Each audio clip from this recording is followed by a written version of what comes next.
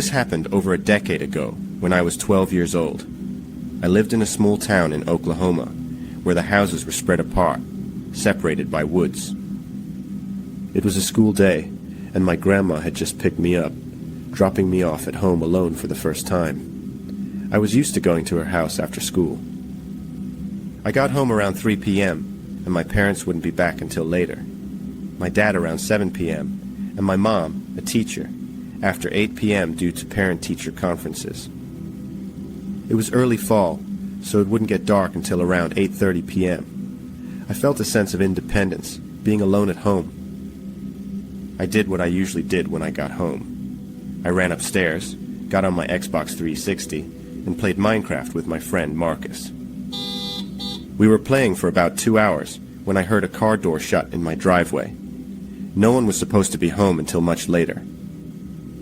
I went to the window overlooking the driveway, still holding my controller, and saw a red truck parked sideways. No one I knew drove a red truck. A man wearing a hat and a big camo hoodie stepped out.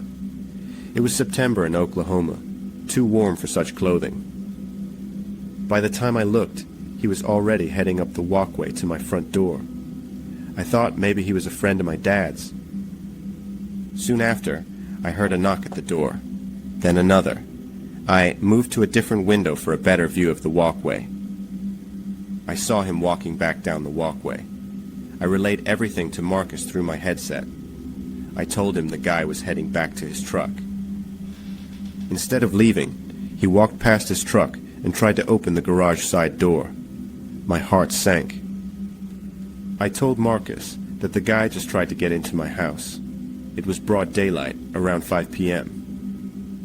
Luckily, the door was locked. Sometimes we forgot to lock it. He then walked to my back patio. I dropped my headset and quietly ran downstairs to see what he was doing. I stood behind a wall, listening.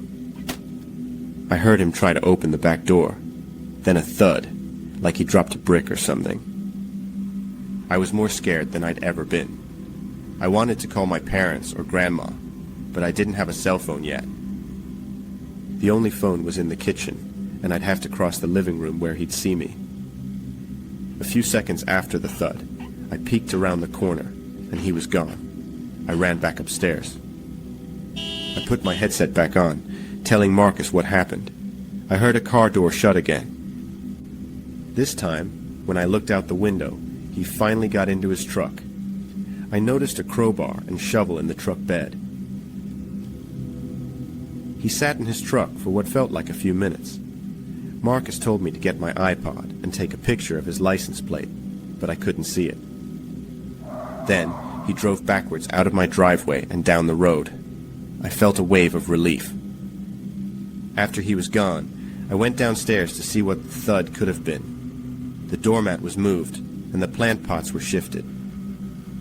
He was looking for a key. We had a hidden key back there too, under a smaller plant pot. I went to the front porch, and all the pots looked like they had been moved too. I was shaken. I don't know what I would have done if he had found the key or just broken in. After he left, I called my dad and told him everything. When he got home, he had a cop come over.